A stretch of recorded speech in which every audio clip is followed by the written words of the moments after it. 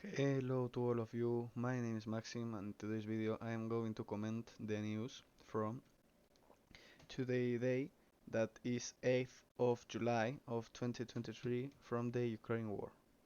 First of all, we need to view the advance of the Ukrainian forces in the south of Ukraine and how is going the Ukrainian counteroffensive.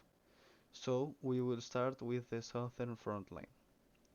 In the southern front line we have three axes of advance, one near Vuhledar at the east, one in the center near Juliapole and Velika Novosilka, and other in Orihiv in the west, near to the Dnipro river.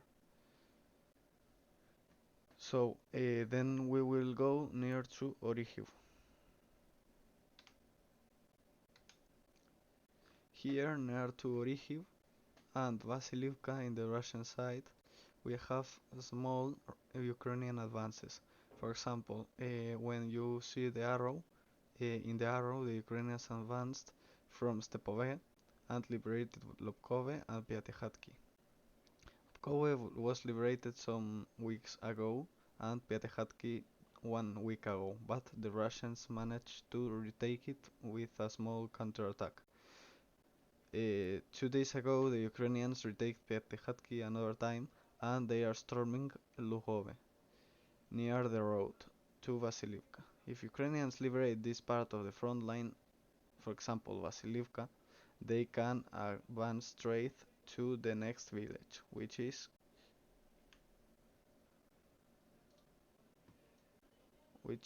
here.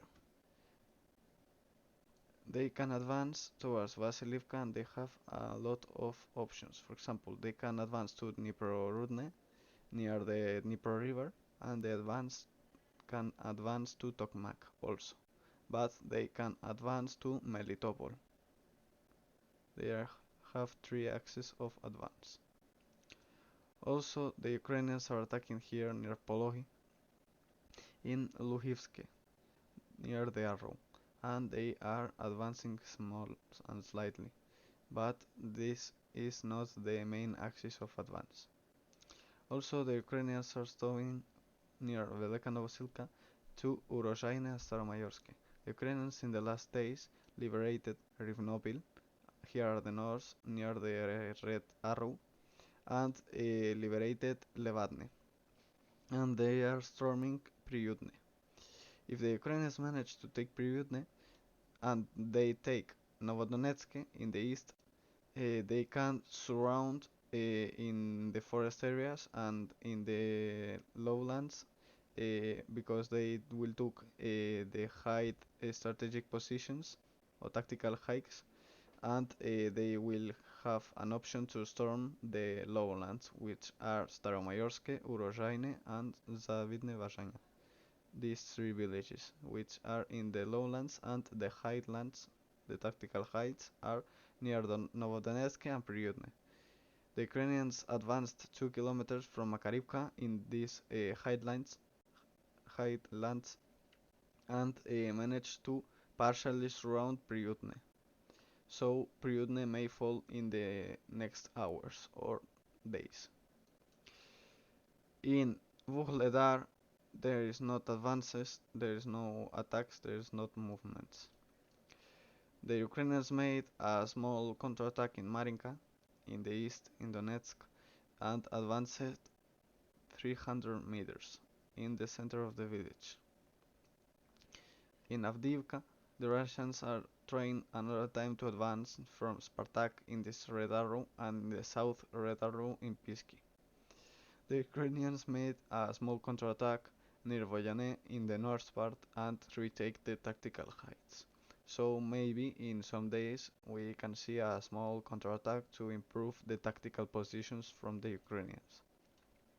Also in the north of Avdiivka, the Ukrainians are trying to make a small counterattack, a tactical counterattack in Novoselivka and Troitsky. Also, more in the north part, in Bakhmut, we have good news from the Ukrainian troops. As you can see, the Ukrainians have advanced quickly on the eastern side of the canal.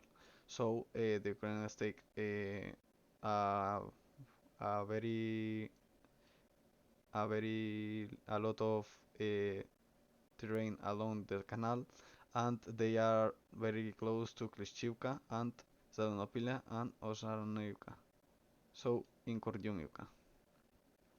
If they manage to take Kordyumivka and also Klishchivka, they can surround from the south part going to Odraivka and Opitne. They can surround from the south all Bakhmut because there is very small villages from 600 people and things like that. And in the north part, with the Flu Arrow, the Ukrainians are trying to surround from the north part. They are trying to take Verkhivka. There are strong attacks in this area from the Ukrainians, and the Russians are slowly advancing towards Vesela in the north part, but in Rostolivka, the Ukrainians are attacking to the south, to Soledar. Also, there is a small Russian push in the north part of the Kharkiv Oblast. Here, in these arrows, they are trying to take positions to this river in Borova and go into Kupiansk.